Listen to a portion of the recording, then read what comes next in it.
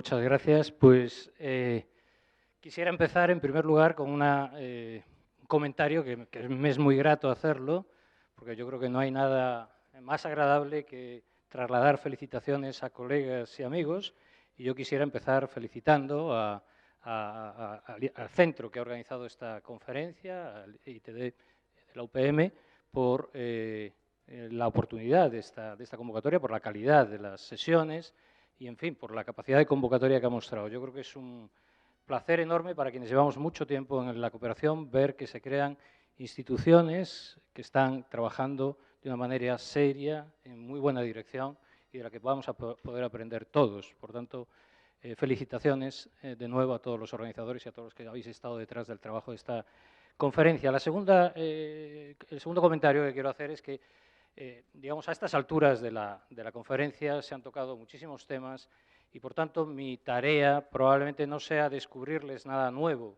que no hayan oído a lo largo de estos días, sino tal vez ofrecer un marco en el que interpretar algunas de las cosas escuchadas. Me conformaría con eso, con ofrecerles un marco para interpretar en dónde estamos en estos momentos en el mundo de la cooperación al desarrollo, qué desafíos tenemos ante nosotros y un poco cuál es el papel que la innovación, la apertura de mente a la novedad puede traer para el sistema de desarrollo.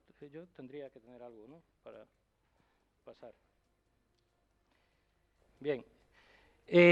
Voy a trasladarles 5 grandes ideas que a su vez tienen algunas derivaciones, pero son 5 grandes ideas porque no tenemos mucho tiempo para desarrollarlas. La primera de ellas es casi una obviedad, pero es importante dejarla reflejada. Estamos en un mundo muy distinto de aquel en el que se construyó la teoría del desarrollo, la visión de la cooperación al desarrollo, la mayor parte del universo de referencia de las organizaciones que trabajan en el sistema de cooperación al desarrollo. Tienen ustedes en el lado izquierdo de la pantalla algunas de las características del mundo que he puesto pretérito, es decir, aquel en el que se configuró la teoría del desarrollo.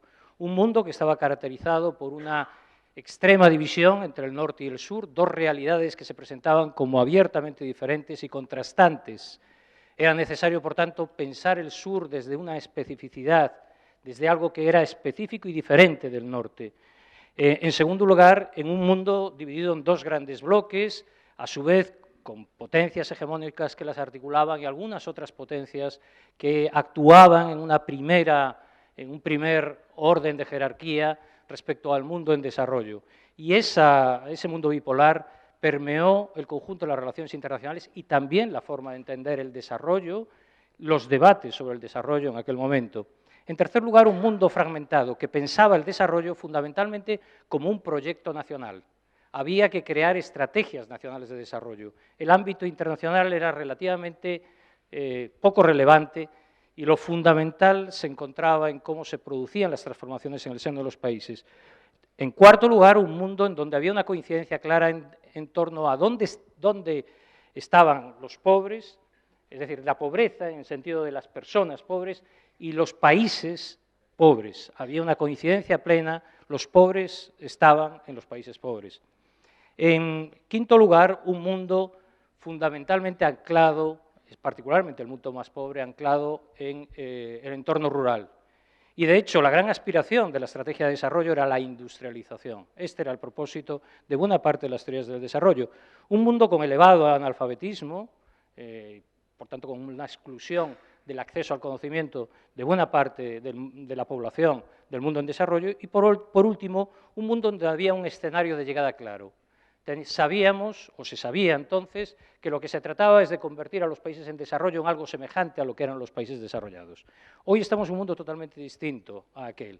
En primer lugar, tenemos un mundo con escalas mucho más diferenciadas de desarrollo. Ya no hay desigualdades internacionales muy agudas, pero no hay esa north-south divide que caracterizó el comienzo de la teoría del desarrollo. Hay mucha más heterogeneidad.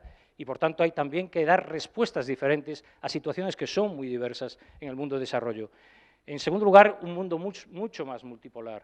Junto a las potencias tradicionales emergen nuevas potencias, muchas de ellas procedentes del mundo en desarrollo, con capacidad de acción, de transformación, con experiencias acumuladas de proyectos relativamente exitosos que pueden transferir a otros países.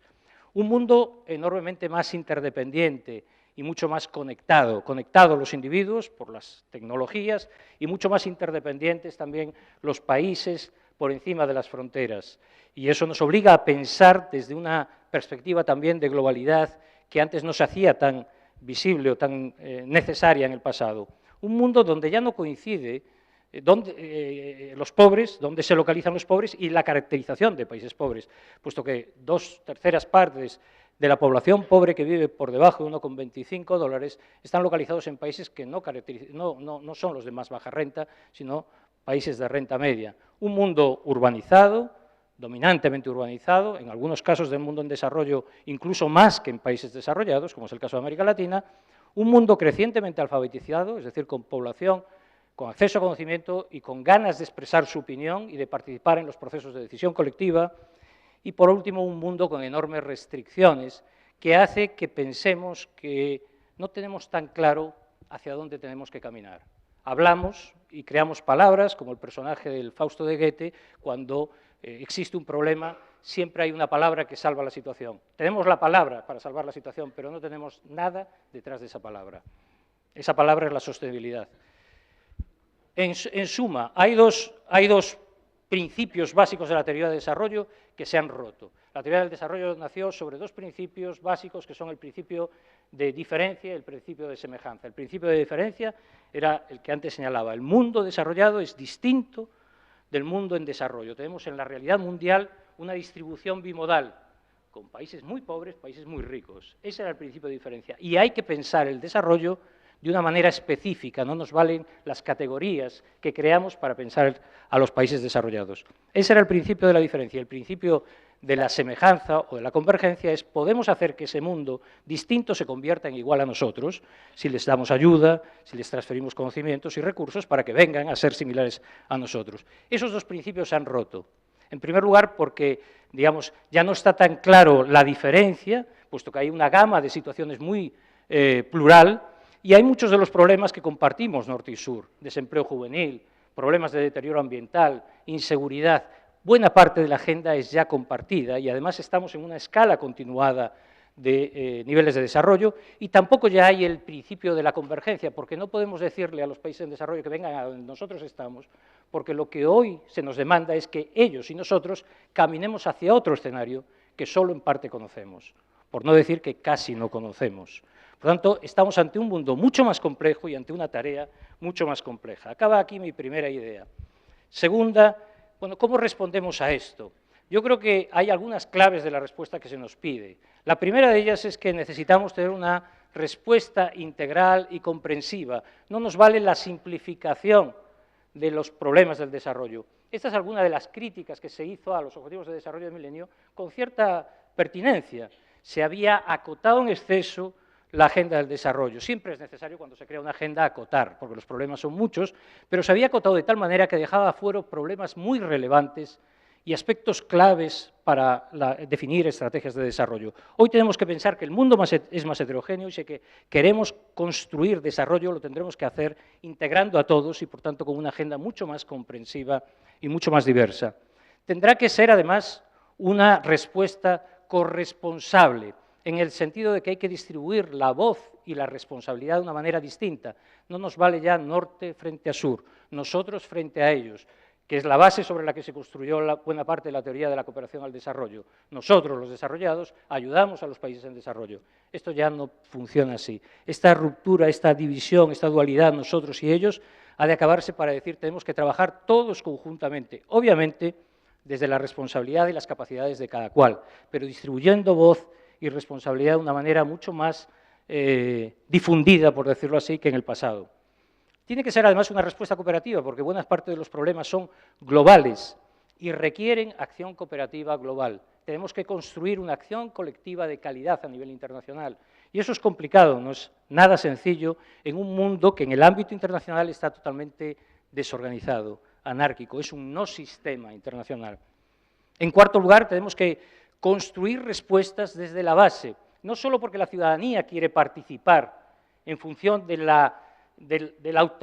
carácter autoafirmativo de los ciudadanos en la medida que tienen opinión sobre los problemas que les afectan, sino también porque hemos de buscar soluciones para problemas diversos. y las soluciones en muchos casos vendrán de aquellos que viven el problema y trabajan sobre el problema más cercanamente. Y por último, tenemos que buscar respuestas basadas en la creatividad, porque no sabemos, no tenemos soluciones óptimas a las que encaminarnos y hemos de construirlas abiertos a la novedad. Y esto requiere una agenda que se quiere hacer, requiere también unos medios de apoyo, qué medios y recursos se van a movilizar, y requiere también reglas y mecanismos de gobernanza y de accountability. Bien, voy a hablar de estas tres cosas muy rápidamente. Tercera idea, la agenda. La agenda es la agenda de desarrollo que ahora mismo se está discutiendo en Naciones Unidas y que previsiblemente se aprobará en septiembre en Nueva York.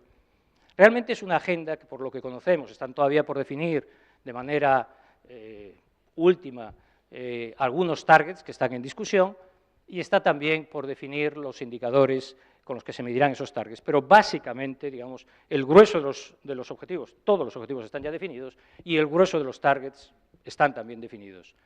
Estamos ante una agenda de 17 objetivos frente a los 8 objetivos de los objetivos de desarrollo del milenio, y con 169 targets, es decir, una agenda mucho más comprensiva.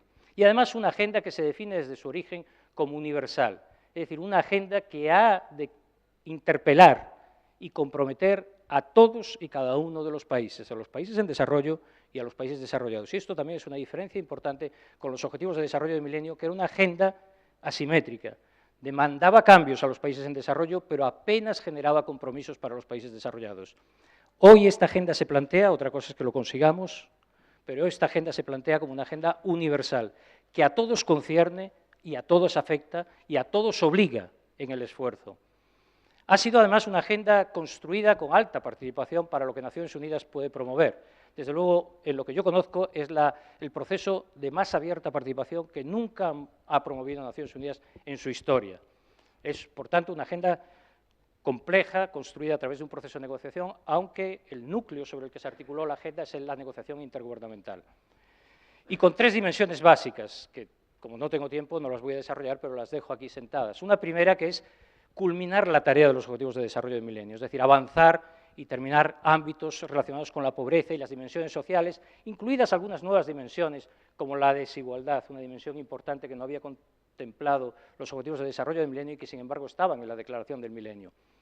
Un segundo bloque relacionado con la necesidad de hacer el tránsito, apoyar el tránsito de las economías de los países hacia estrategias de desarrollo sostenible.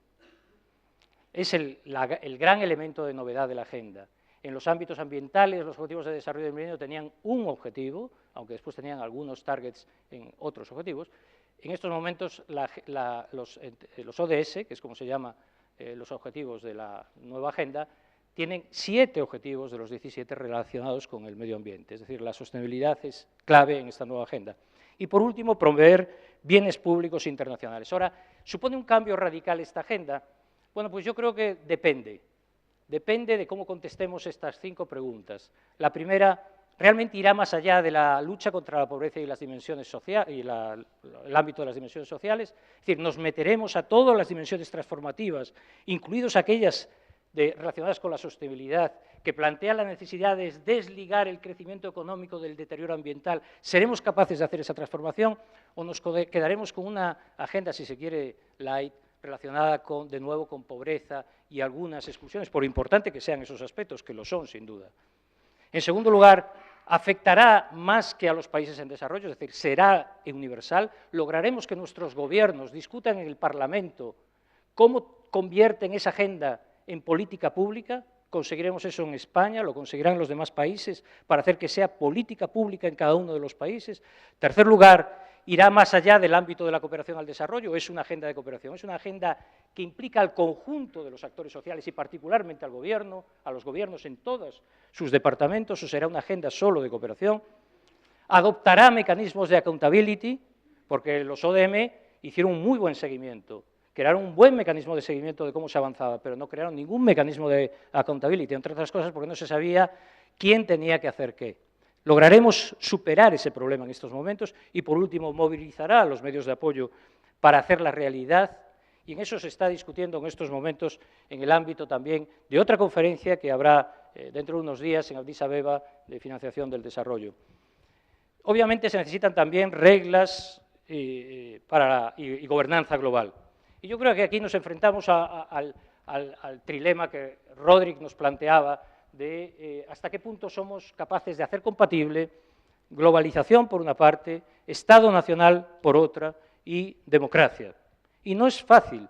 En estos momentos estamos viendo en Grecia cómo, por imponer las reglas de la gobernanza en la escala europea, de la globalización en la escala europea, se perturban las relaciones sobre las que se asienta la democracia, de simetría y de responsabilidad de los gobiernos frente a sus electores. Por lo tanto, es un trilema importante y en muchos casos ese trilema se ha pretendido resolver por una vía que yo creo que no es la adecuada, que es la de pedir respuestas globales y reducir los espacios de la acción nacional. Yo creo que esa no es la respuesta adecuada. Yo creo que la respuesta adecuada es dirimir qué problemas requieren qué dimensión, qué problemas son tratables exclusivamente desde un ámbito global, cuáles, sin embargo, deben de demandar abrir espacios para respuestas nacionales, locales, regionales.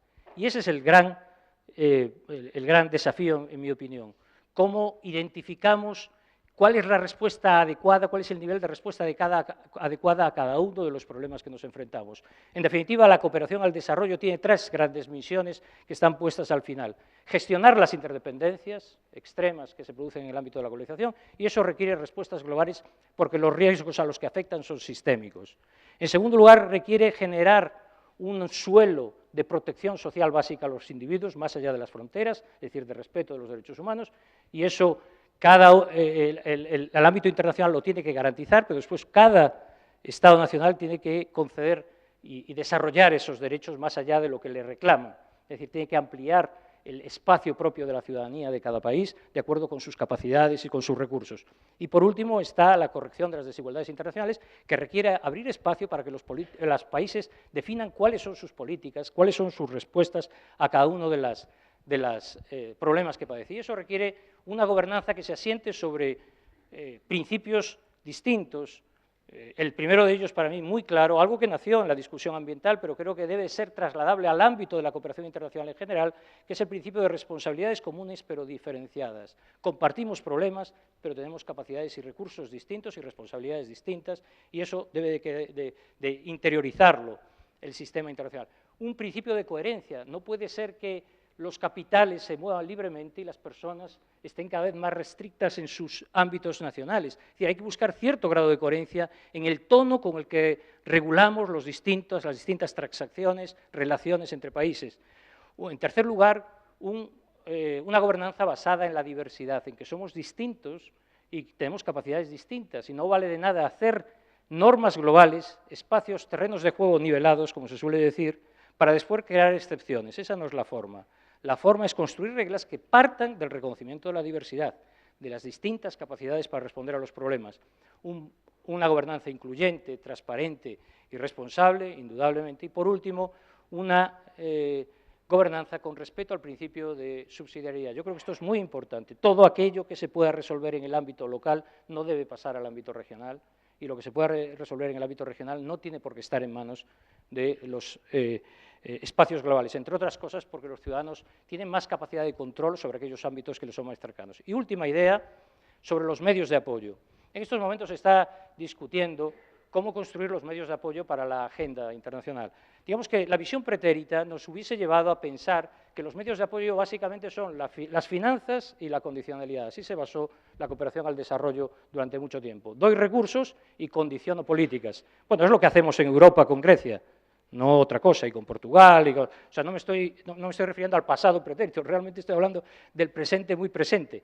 Pero bueno, en fin, era la forma en cómo respondíamos a los problemas. Yo creo que tenemos que tener una visión mucho más amplia y saber que el mundo que queremos construir necesita recursos, pero no solo necesita recursos. La financiación es importante, necesitamos movilizar recursos, pero también necesitamos cambiar mentalidades, cambiar ideas acerca de cómo identificar los problemas y cómo jerarquizarlos. Necesitamos también formas nuevas de organizarnos. Por ejemplo, el sistema de cooperación al desarrollo, lo hablaba con una colega, es un sistema enormemente inercial y muy cerrado a la novedad.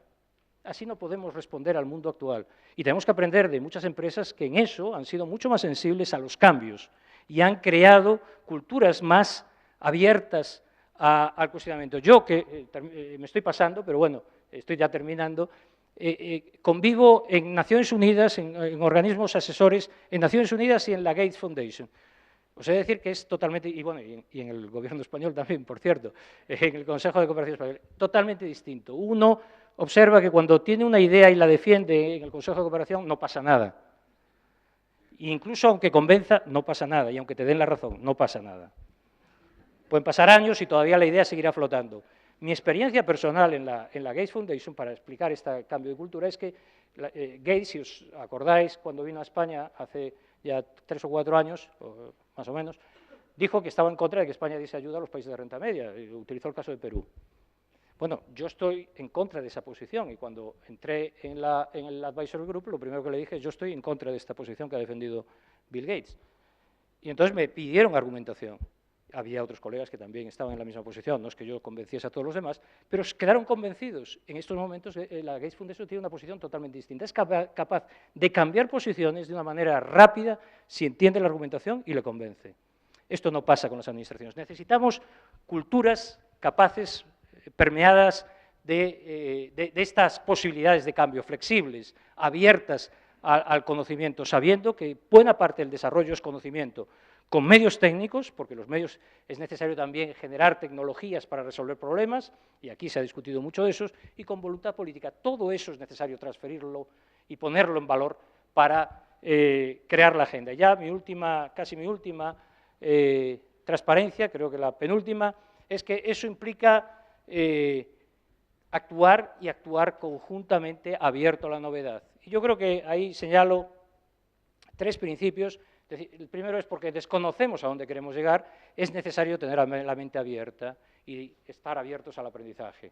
Porque nadie tiene el modelo, es necesario activar la búsqueda de respuestas, activar la innovación, la identificación de soluciones. Y porque nadie puede actuar solo, necesitamos hacerlo de manera compartida, a través de alianzas, a través de partnerships, como hemos visto en la sesión anterior. Y termino ya. Durante el pasado hemos insistido en que el desarrollo era abrir el espacio de la libertad, era conquistar derechos para las personas. Eso sigue siendo totalmente válido, pero creo que ahora tendríamos que decir también que el desarrollo es también construcción de capacidades, construcción compartida de capacidades para la resolución de problemas que todavía hoy no sabemos cómo resolver. Creo, por tanto, que el desarrollo es una tarea de todos, urgente, pero además es una tarea de todos, urgente, conjuntamente. Gracias.